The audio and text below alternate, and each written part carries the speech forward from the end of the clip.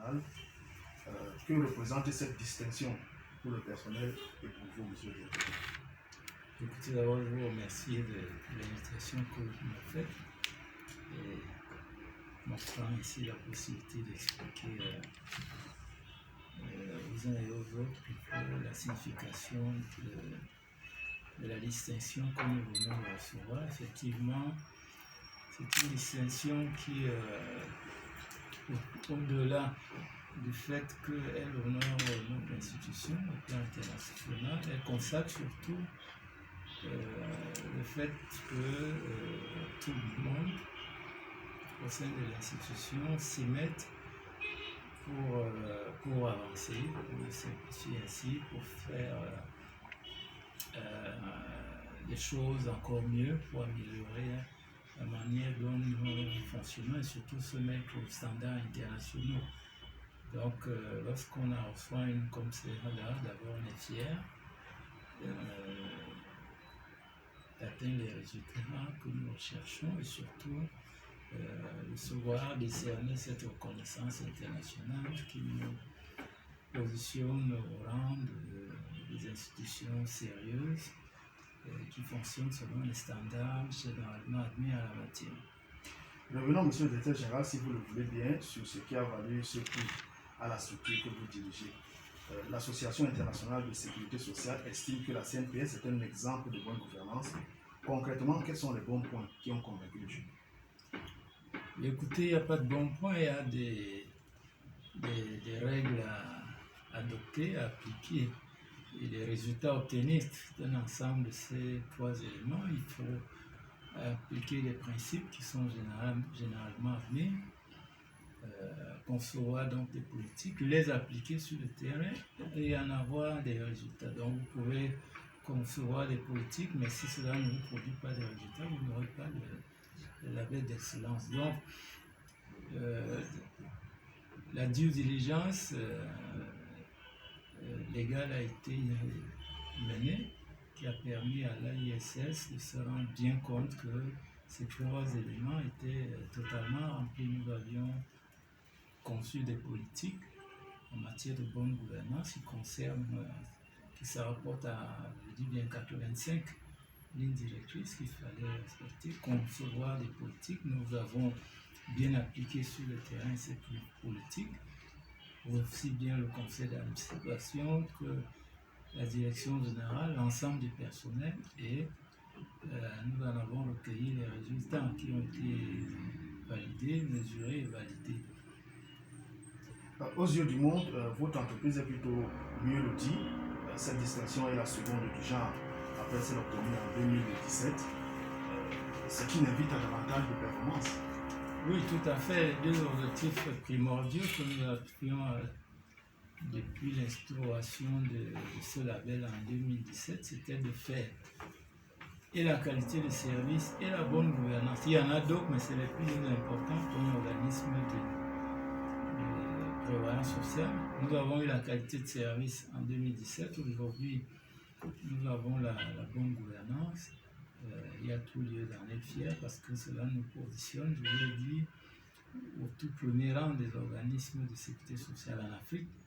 Nous sommes les seuls à avoir les deux labels. J'espère que les autres l'auront. On n'est pas heureux tout seul.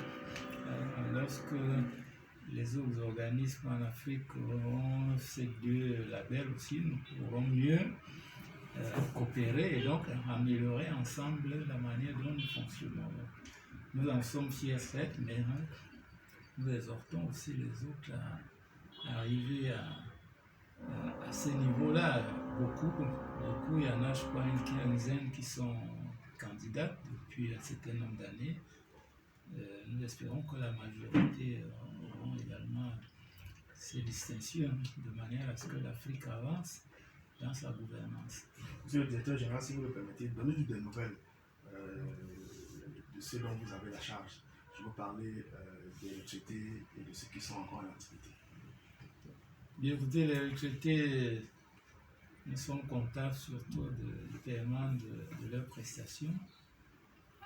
Pour le reste, je ne peux pas vous garantir, mais je sais que nous essayons mieux d'assurer leurs prestations tous les mois. Nous payons les répartitions.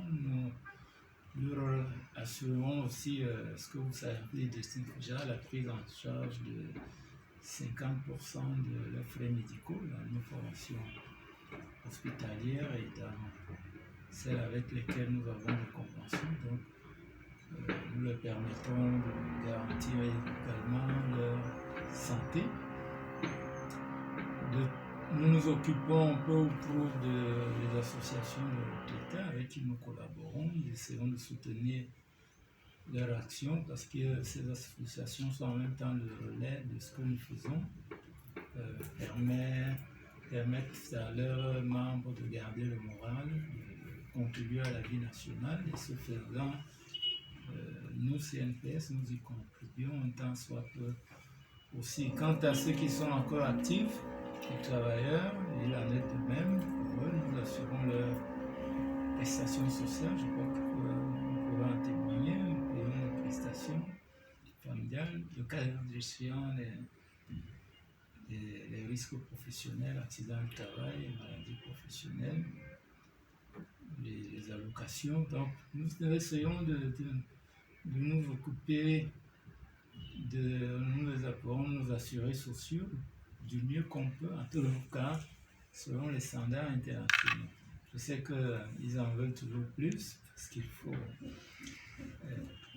autant que faire se peut, augmenter le niveau de ce qu'ils perçoivent. Nous y sommes prêts, hein. Nous attendons les décisions supérieures appropriées pour que ce relèvement de niveau intervienne. Mais nous y sommes prêts déjà. Dernière question, monsieur le directeur général. Il n'y a pas très longtemps, vous avez engagé